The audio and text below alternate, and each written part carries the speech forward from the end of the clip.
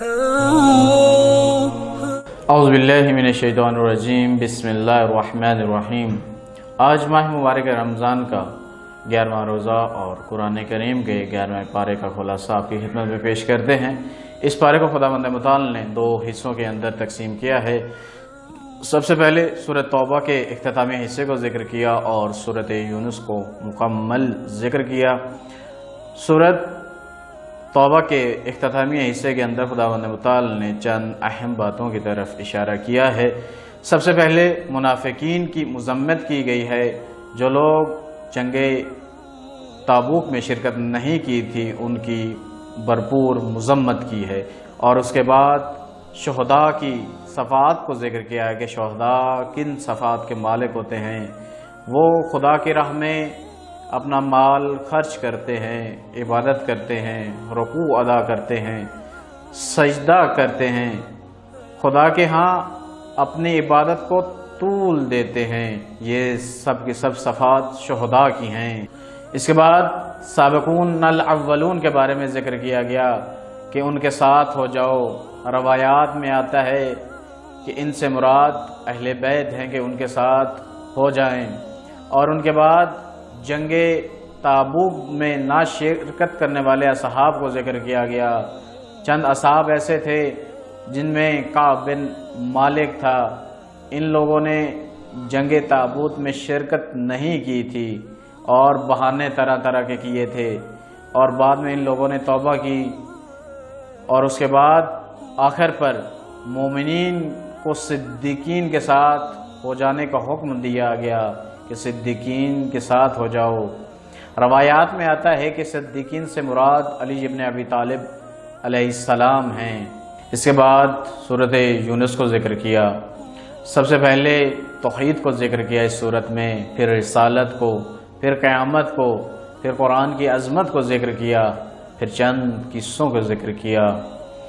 توحید کہتے ہیں رزق، مال و دولت صرف خدا کے ہاں ہے، وہ جسے چاہے دے دے اور جس سے چاہے لے لے۔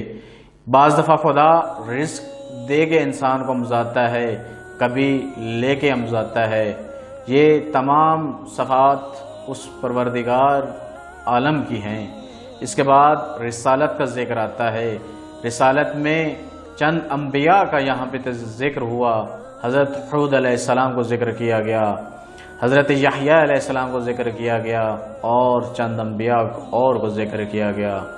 اور اس کے بعد قیامت کو ذکر کیا گیا کہ قیامت کا دن حتمی ہوگا، اس دن جزا و سزا ملے گی، ہر ایک کا اعمال اس کے ہاتھ میں تھما دیا جائے گا، بعض کے دائیں ہاتھ میں تھما دیا جائے گا، بعض کے بائیں ہاتھ میں تھما دیا جائے گا۔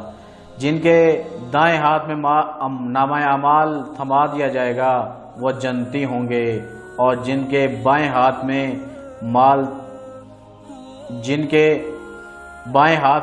نامہ اعمال تھما دیا جائے گا وہ جہنمی ہوں گے، اور ہمیشہ ہم فیہا خالدون، اور وہ اسی میں ہمیشہ رہیں گے۔ اور اس کے بعد قرآن کی عظمت کو یہاں پہ ذکر کیا گیا کہ قرآن جیسی لا ریب و عیب کتاب کوئی نہیں ہے، اس کا کوئی ثانی نہیں ہے۔ اس کے بعد چند قصوں کو ذکر کیا گیا۔ حضرت نوح علیہ السلام کے قصے کو ذکر کیا گیا کہ انہوں نے کشتی بنائی، اور جو اس میں سوار ہو گیا وہ سفینہ نجات حاصل کر لی اس نے، جو سوار نہیں ہوئے تھے وہ غرق ہو گئے۔ اور اس پارے کے آخر میں خداوند متعال نے حضرت موسیٰ اور حضرت ہارون علیہ السلام کے قصے کو ذکر کیا گیا کہ فرعون نے چند جادوگر بلائے اور حضرت موسیٰ اور حضرت ہارون کو بھی دربار میں بلایا۔ کہا کہ اس کے سامنے، حضرت موسیٰ علیہ السلام کے سامنے چند جادوگروں نے اپنی جو رسیاں تھیں پھینکی تو سانپ میں تبدیل ہو گئے۔ جب حضرت موسیٰ علیہ السلام نے اس قصے کو دیکھا تو خداوند متعال کی طرف سے وحی ہوتی ہے، اے پیغمبر اپنے عصا کو زمین پہ پھینک دے۔